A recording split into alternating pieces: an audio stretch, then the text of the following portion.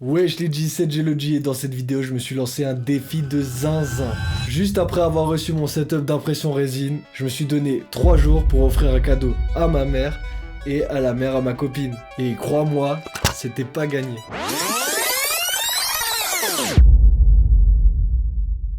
Trois jours, ça paraît large, mais à côté, je bosse à 100%. Du coup, j'ai dû gratter du temps dans le train et le soir. Parfois jusqu'à 3h du mat. Et oui, comme je gagne pas encore assez d'argent avec mes créations, impossible de lâcher le taf. Triste réalité, mais bon, les factures se payent pas toutes seules. Dans ce bas monde, presque rien n'est gratuit. À part s'abonner et liker cette vidéo. Ça m'aiderait énormément, alors merci beaucoup d'avance. Bon, récapitulons. Je commence à peine avec mon imprimante 3D résine et j'ai déjà 2 projets avec des deadlines bien serrés.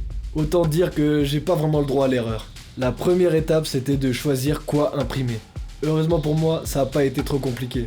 Ma mère est fan de Marilyn Monroe et ma belle-maman adore les chats. Ni une ni deux, je pars sur Google voir si je trouve mon bonheur. Pour ma mère, je tombe sur ce magnifique buste de Marilyn Monroe que j'ai payé 5 balles. Et spoiler alerte, je me suis clairement fait arnaquer. Pour ma belle-maman, j'ai choisi ce petit chat qui tient un petit pot dans ses pattes. Comme ça, une fois peint, je pourrais y ajouter une petite plante. Mais avant d'en arriver là, fallait s'attaquer au plus dur, le buste de Marilyn Monroe.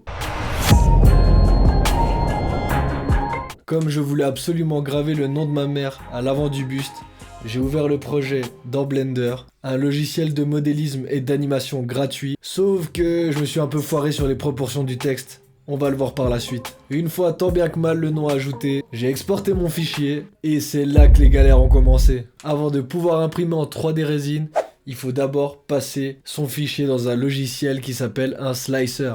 En gros, il découpe ton modèle en couches que l'imprimante va recréer. Du coup, je balance mon buste dans Litchi, un slicer, et la verdict, plein d'erreurs.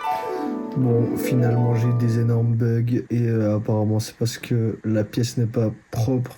Du coup, je suis sur Blender et j'essaie de régler le problème.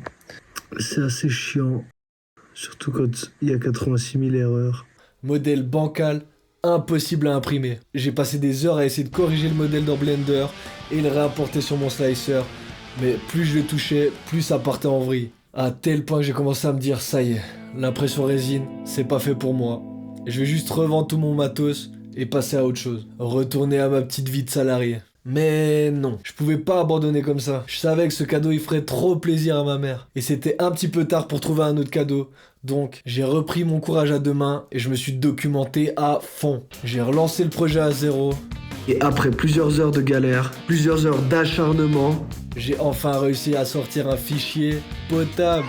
À ce moment-là, j'étais refait. La prochaine étape avant d'imprimer, c'est les supports. Comme tout débutant qui se respecte, juste cliquer sur support auto. Et devine quoi? Ça a marché. L'impression enfin terminée, je nettoie la pièce et je la passe aux UV. Vient l'étape où je me mets à poncer le buste pour éliminer toutes les aspérités. Et après ça, je commence à peindre.